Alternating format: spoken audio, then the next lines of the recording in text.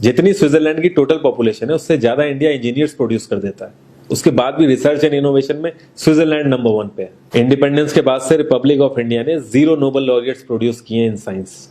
USA ने 100+ कर दिए। ASER की रिपोर्ट के हिसाब से 83% एजुकेटेड इंडियंस एम्प्लॉयबल ही नहीं है।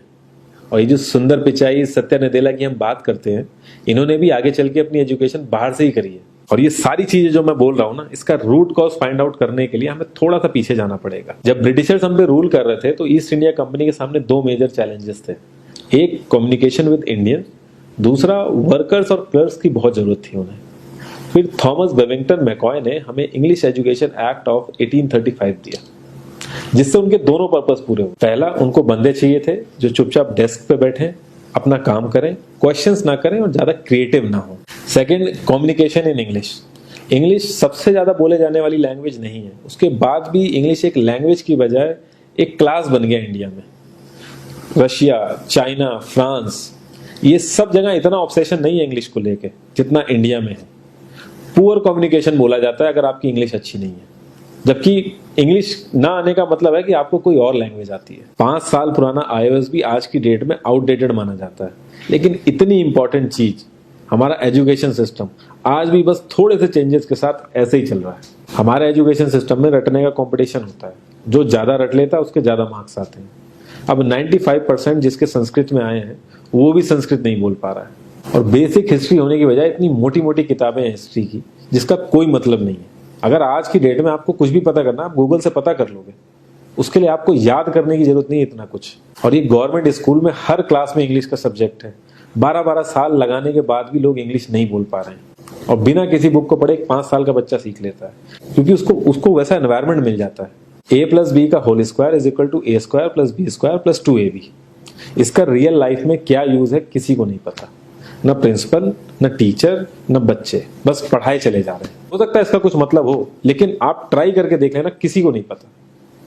हाँ, 2AB की जगह अगर आपने 3AB बोल दिया तो 4 लोग हंसने वाले मिल जाएंगे आपके ऊपर। किंडरगार्टन में जो बच्चों को सिखाने के लिए टेक्निक यूज होती है वो लाख गुना अच्छी है कॉलेज की वो रटने वाली टेक्निक से। और जिन बच्चों के बहुत ज्यादा नंबर आते हैं ना, जो वो छुपा छुपा के एग्जाम में लिखते हैं, आप देखोगे जब वो रियल लाइफ में जाते हैं ना तो ज्यादातर क्रम्बल करते हैं वो।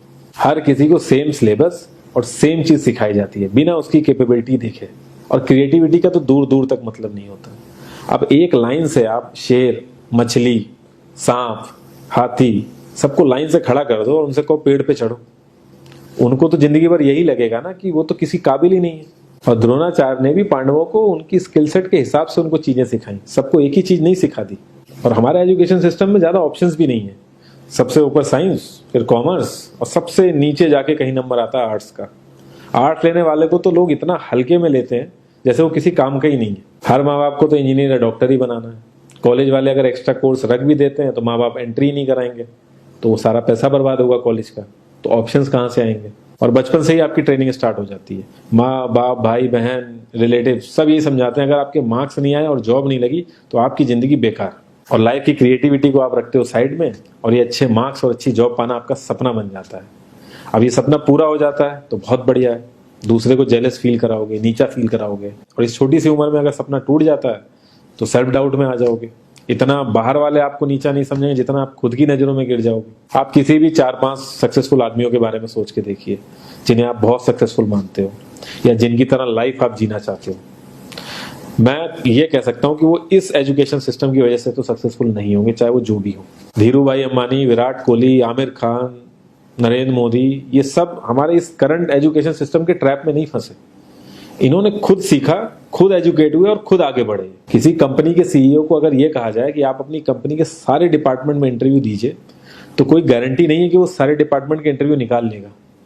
और ये भी हो सकता है कि वो आधे से ज्यादा डिपार्टमेंट के लिए क्वालिफाई ना करे एजुकेशन वाइज, लेकिन वो पूरी कंपनी चला सकता है। तो ये जो एक स्किल है, इसके बारे में बात क्यों नहीं होती? लोग अपनी 25% से ज्यादा जिंदगी इस करंट एजुकेशन सिस्टम में लगा देते हैं ताकि अपने से कम पढ़े लिखे आदमी की कंपनी में जाके उसके सपने पूरे कर सकें। इंडिया का जो करंट एजुकेशन सिस्टम है, अगर वो इतना ही अच्छा है तो जो भी सेलिब्रिटीज हैं, पॉलिटिशियंस हैं, वो अपने बच्चों को बाहर क्यों भेज रहे हैं पढ़ने के लिए? इनफैक्ट पॉलिटिशियंस के साथ तो ऐसा करना चाहिए जिस एरिया से वो जीते हो उसी एरिया के गवर्नमेंट कॉलेज में उनके बच्चों को पढ़ना कंपलसरी हो जाए, तभी वहां के गवर्नमेंट कॉलेज सुधर सकते हैं। 368 प्यून की जॉब के लिए 1.5 लाख ग्रेजुएट और 24,968 पोस्ट ग्रेजुएट ने अप्लाई किया। मैं IAS-PCS की तो बात नहीं करता हूँ, वो तो एक पैशन की बात होती है, लेकिन कुछ लोग 5-5, 6-6 साल से तैयारी कर रहे हैं कि कोई भी गवर्नमेंट जॉब मिल जाए उन्हें। उनसे पूछोगे क्यों ऐसे इतने टाइम से लगे हुए हो, तो वो एक ही चीज बोलेंगे कि जॉब सिक्योर है। मतलब आप काम नहीं भी करोगे तो आपको निकाला नहीं जाएगा। ये सारी कामचोरी वाली बातें माइंड में इसीलिए आती हैं क्योंकि हमारा जो करंट एजुकेशन सिस्टम है वो इतना कॉन्फिडेंस ही नहीं देता है कि हम अपनी स्किल के दम पे कहीं जाके काम करें और हमें निकलने का डर ना हो। मैं आने वाले 10 साल की तो बात ही नहीं कर रहा हूँ, अगर मैं आने वाले 5 साल की भी बात करूं तो टेक्नोलॉजीज में इतना ज़्यादा चेंजेस आ जाएगा कि जो आज हम पढ़ रहे हैं, जिस स्किल पे हम फोकस कर रहे हैं, पता नहीं वो रेलेवेंट भी होगी कि नहीं उस समय। Cloud computing, SEO, digital marketing, ये सब जॉब्स पहले एग्जिस्ट ही नहीं करती थी। हम लोगों को एजाइल होना पड़ेगा, नई नई चीज़ों को सीखने के लिए ओपन रहना पड़ेगा, क्रिएटिव माइंड लगाना पड़ेगा।